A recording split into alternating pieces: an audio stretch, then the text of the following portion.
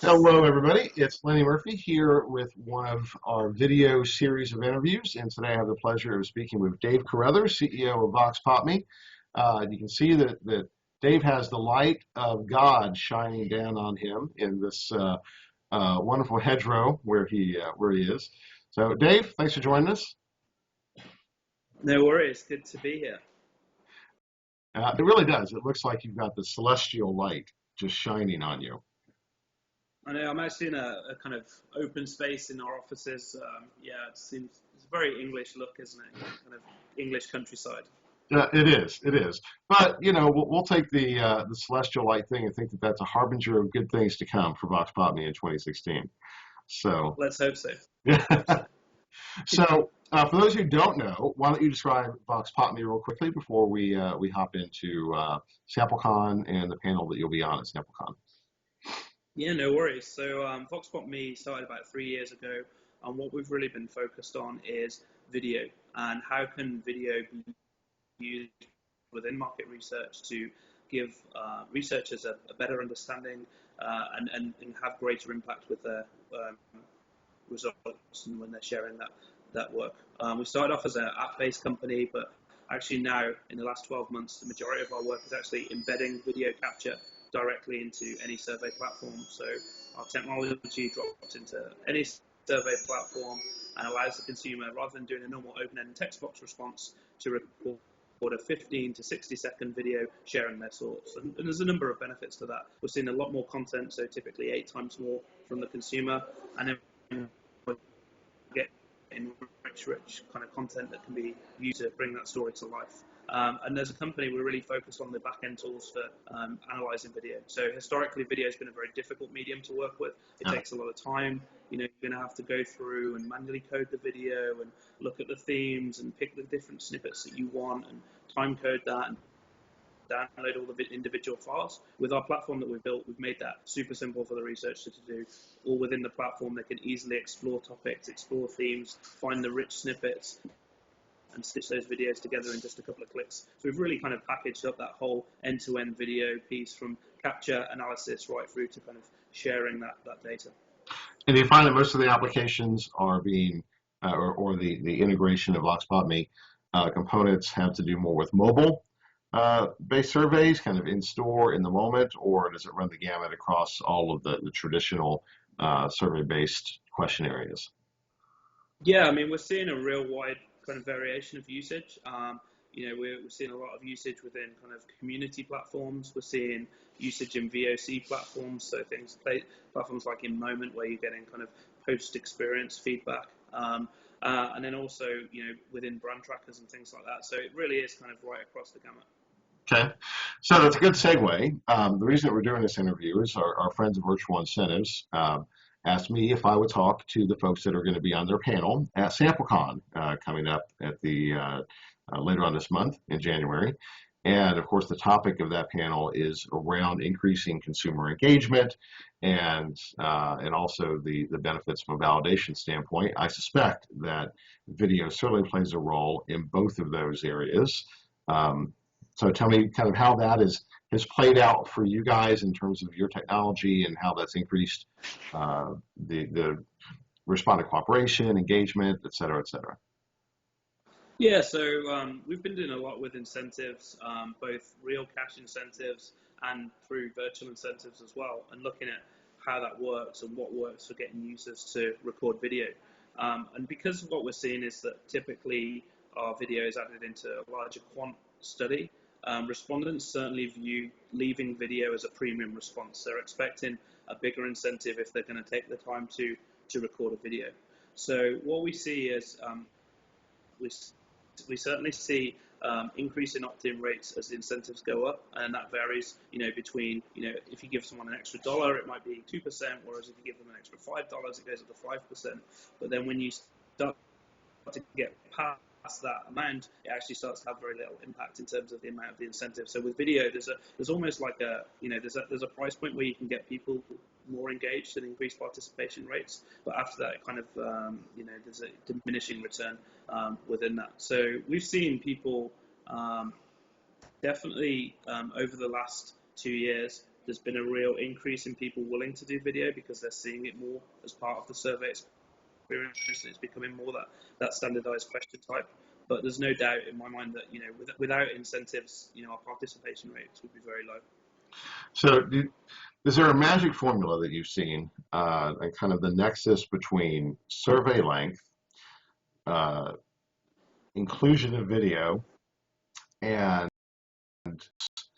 they kind of produce the best data quality and the best overall engagement with the consumer? Yeah, that's a great question. I think because on our app side of things, we tend to focus on very much you're almost straight into recording the video. There's potential when users record video for our app, the incentive is typically around $1, but the actual whole length of interview is probably a minute and a half because they're recording up to 60 seconds worth of video. So most videos are kind of 15 to 60 seconds with the Voxpopme platform. There's a kind of hard stop there. So I'm way outside my comfort zone here doing a 10-minute video interview. Yeah. But yeah, but we see on our app that kind of $1 will engage people to do that, but they are part of that app community, so it's an ongoing thing. Where we've definitely seen that incentives don't work is, if you look at some of the longer trackers, and every conference we go out, we hear about the industry wanting to shorten surveys, but we're still seeing behemoth 30, 40-minute surveys that aren't really working that well on mobile devices and things like that. If you drop a video widget 30 minutes into a survey where the user's already zoned out and speeding through, they're just not going to engage. You could probably be offering them, $20, $30, and they just would skip right past it because by that point they're paying so little attention, it's untrue. The inverse of that, where we've needed to get people to record kind of maybe a 7-day diary study about what they're having for lunch and go into some great detail on that. We did a study. It was a $20 Amazon voucher as the incentive, and I think we had like a 78% participation rate from the group. So there's no doubt in my mind it very much depends on what you're asking the person to do, what's the context of that. With video we have that additional barrier where there's only a smaller percentage that are willing to do, put their face on camera like this. Not everyone benefits from a celestial light above them. So yeah, it's interesting to see. So, in the context of Samplecon, obviously this is an important topic, maybe even the most important topic that the sample industry itself is dealing with is increasing consumer engagement and all of the various permutations of that, both from a methodology standpoint, technology, like the survey, et cetera, et cetera. If you're kind of thinking about your comments on the panel at Samplecon, what is the one message that you really want that population to get based on your experience and Voxpopme's area of focus? I think our experience is that we've seen, we were able to start from the position of micro survey with video. So we always were able to see kind of great engagement rates. And myself personally, coming from, as a technology guy that came into this industry 3 years ago, it was almost unbelievable that the surveys were as long as they were and things like that. And I think people have to make this change at some point, because I've been going to market research events now for 3 years, and it seems that everyone's talking about it, no one's doing it. We still see our technology dropped into these huge surveys, and it's just we have to start looking at how can we approach this differently. One of the big things that we've been doing is looking at doing kind of a side-by-side study. So rather than saying, if you're running a brand tracker, let's not put the video question 30 minutes in because the client won't change the first 80% of the survey because it might affect the norms. Let's do, get a complete lookalike audience, a handful of questions plus the video, and we know we can get 100 videos probably before the tracker's even completed by doing it. It's that kind of that side-by-side methodology. So I think particularly with kind of new response types like video, and when you're trying to get people to do different things like maybe facial coding and ad testing in that kind of way, it's about trying to make a much smaller engagement. I mean, people's attention span is so small now. Obviously being part of the industry, I kind of take various kind of surveys and customer feedback surveys out of interest to see how they're designed, and the amount of times where I get bored and I'm in the industry and kind of need to see what's in that survey, and it's just yeah, it's frightening to see how many questions are into these studies.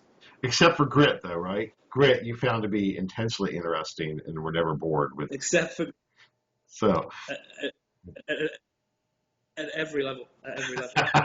now, on that note, you had reached out to me on the last phase, unfortunately after we already fielded, about including Voxpopme component in the next wave.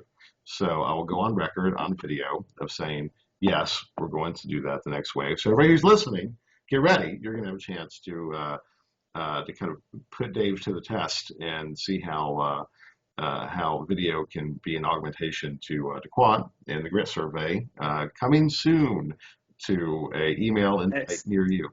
All right, I promise we would keep this to about 10 minutes because I think your head may explode because of your comfort zone issue if we go much longer than that. Um, I think that the panel that you guys are going to put on is going to be pretty amazing. Denise Bryant from AOL, Ben Smithy, I think Kristen Luck is going to play some role in it as well. And of course, the virtual incentives folks are very excited about it. I wish I could be there personally to see it. But I think that it's a fantastic topic and glad that you're taking the time to engage and try and help the industry to understand that, not only does the survey have to change, but it has ramifications across the board, and video can be part of the solution in a variety of ways. Definitely, definitely. No, thanks for inviting me to share some thoughts, and enjoyed talking to you. So thank you. No, I appreciate it. So enjoy that wonderful English background, and I expect that you're going to ascend on high when we're done now with that light shining on you. Indeed. Anyway, Dave, thank you for the time, and we will chat soon. Okay? Yeah, cheers. All right. Cheers, mate.